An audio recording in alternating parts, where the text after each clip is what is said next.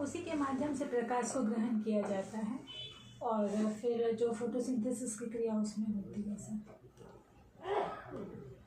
अच्छा, ये पौधों में कांटे क्यों होते हैं?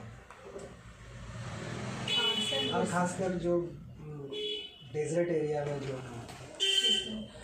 क्योंकि कांटे इसलिए विकसित होते हैं सर कि पत्तियां अगर विकसित होंगी तो अधिक जल और नमी की आवश्यकता होगी, तो कांटों के माध्यम से जो नमी है उसकी आवश्यकता अधिक नहीं होती है, इसी वजह से। कॉकरोच का स्ट्रक्चर बताइए, इंटरनल एक्सटर्नल, कितने हार्ट चैम्बर होते हैं, क्या क्या होता है?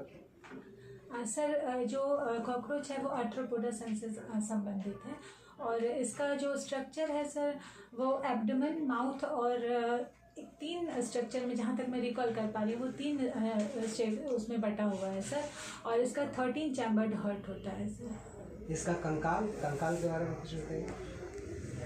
सर मैंने क्षमा चाहती हूँ, रिकॉल नहीं कर पा रही हूँ। आपका वैकल्पिक विषय है हिंदी साहित्य।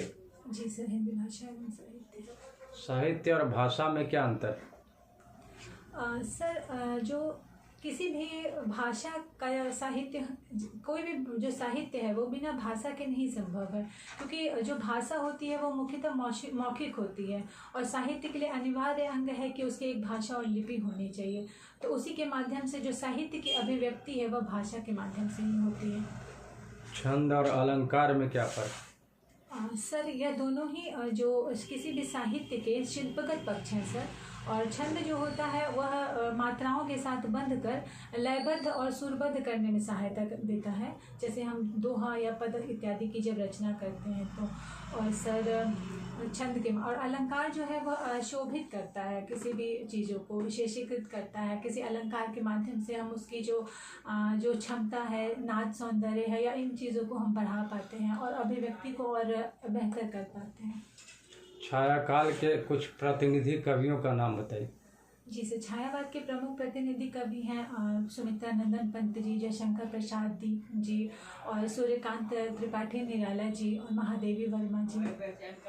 कामायनी किस तरह की रचना? सर कामायनी को काव्य का आधार पर लिखी गई रचना है सर। विषय क्या है उसका? सर मुख्य विषय तो जो छायावादी जो जितनी भी प्रवृत्तियां हैं सर उसको आधार में रखकर ही रचना की गई है। मुख्य रूप से इसमें से सृष्टि के जो निर्माण है और फिर विध्वंस है और उसकी चीज़ों को कथानक में समाहित किया गया है और यह जिजीविषा से भी संबंधित साहित्य है और इसमें कहीं ना कहीं जो शांतमूलक संवाद रस का जो प्रयोग किया गया है सर, वह एक जो व्यक्ति है उसकी जो मूल प्रवृत्ति है वो कैसे बदलती है और बाद में फिर कैसे उसको एक शांति का मार्ग चाहिए होता है, अंततः वह एक उसी मार्ग का चयन करता है ताकि वह आनंद की प्राप्ति कर सके सर। तो मुख्य दर्शन। गोपाल सिंह नेपाली किस शैली के कवि?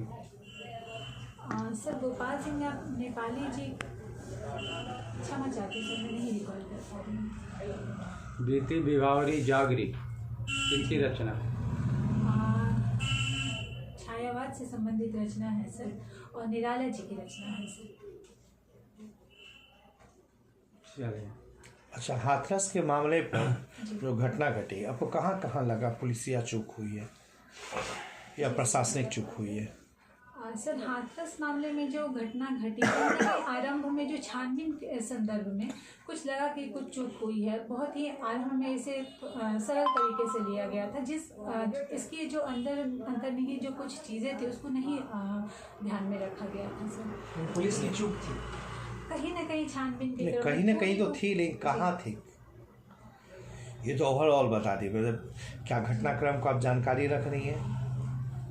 जी सर, उस वक्त तो मैंने थोड़ा बहुत पढ़ा था सर। चलिए, आज किसान आंदोलन हो रहा है जी, कहाँ सरकार की कमियां कहाँ दिख रही है? आंदोलन लोग सड़कों पर क्यों आ गए? सर सड़कों बनाने के कहीं कांग्रेस का तो भ्रमजाल तो नहीं है? सर इसमें देखा जाता 3 पक्ष सर इसके दिखते हैं। पहला पक्ष है कि राज्यों के अपने अंतर विरोध हैं इससे संबंधित, दूसरा पक्ष है सर किसानों के भी और किसान संगठनों के भी कुछ अंतर विरोध हैं और तीसरा विपक्ष की भी कुछ भूमिका है सर इसमें। सरकार की कोई कमी नहीं? जी सर, सरकार के द्वारा यह किया गया कि एक आम सहमति बनाकर सरकार को कार्य करना चाहिए था, तो आरंभ में जब उन्होंने अध्यादेश जून के चलिए सरकार तो कानून बना दी, अब कहाँ कमी दिख रही है? अभी भी सर है कि जो उससे संबंधित जितनी भी बातें उठ रही हैं या मांगे उठ रही हैं, उसके लिए हालांकि सरकार के द्वारा बातचीत का प्रयास किया जा रहा है, तो उसी में थोड़ा बहुत अगर संशोधन करके कार्य हो जाता है। लेकिन सरकार का तो इतिहास रहा, खासकर वर्तमान सरकार की, कि जो कानून बना लिए उसे वापस तो लौटते नहीं ये लोग। सर यह तो एक कहीं भी बात है, ऐसा तो है कि कुछ ना क्या लौटने से सरकार के इमेज पर धक्का लगेगा?